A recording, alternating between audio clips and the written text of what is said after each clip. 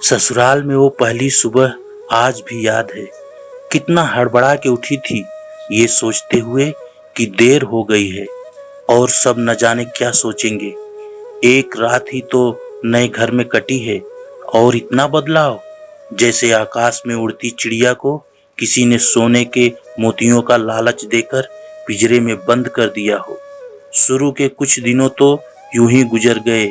हम घूमने बाहर चले गए।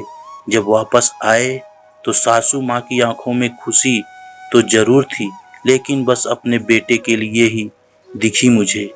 सोचा शायद नया नया रिश्ता है, एक दूसरे को समझते देर लगेगी, लेकिन समय ने जल्दी ही एहसास करा दिया कि मैं बहू हूँ यहाँ।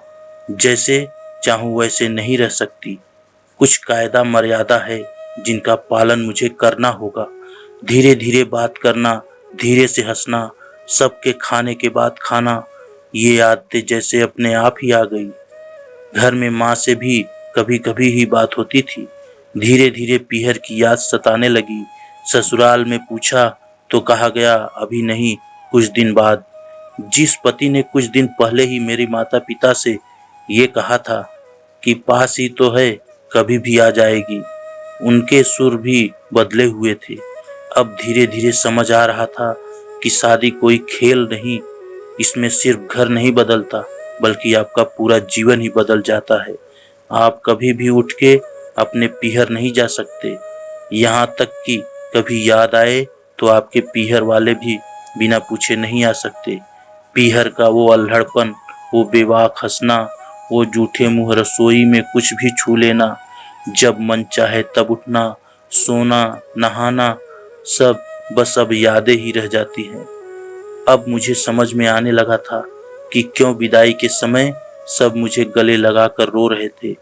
असल में मुझसे दूर होने का एहसास तो उन्हें हो ही रहा था, लेकिन एक और बात थी जो उन्हें अंदर ही अंदर परेशान कर रही थी कि जिस सच से उन्होंने मुझे इतने साल दूर रखा, अब वो मेरे सामने आ ही जाएगा। पापा का ये झूठ कि मैं उनकी बेटी नहीं बेटा हूँ, अब और दिन न छुप पाएगा। उनकी सबसे बड़ी चिंता ये थी, अब उनका ये बेटा जिसे कभी होने का एहसास ही नहीं कराया था, जीवन के इतने बड़े सच को कैसे स्वीकार करेगा। माँ को चिंता थी कि उनकी बेटी ने कभी एक गिलास पानी का नहीं उठाया, तो इतने बड़े परिवार की जिम्मेदारी कैसे उठाएगी। सब इस विदाई और मेरे पराये होने का मर्म जानते थे, सिवाय मेरे। इसलिए सब ऐसे रो रहे थे जैसे मैं डोली में नहीं, अर्थी में जा रही हूँ। आज मुझे समझ में आया कि उनका रोना गलत नहीं था। हमारे समाज का नियम ही ये है, एक बार बेटी डोली में विदा हुई तो फिर वो बस मेहमान ही होती है घर की। फिर कोई चाहे कितना ही क्यों न कह ले कि ये घर आज भी उसका है, सच तो ये है कि अब वो कभी भी यूं ही अपने उस घर जिसे मायका कहते हैं नहीं आ सकती। हजारों समस्याओं और परेशानी आने पर भी उसी को हल करना है, हंसते हुए, गम छुपाते हुए। क्या यह तपस्या से कम नहीं है? अनजान जगह को सुधार कर अच्छा बनाने का काम करना। क्या कहेंगे आप?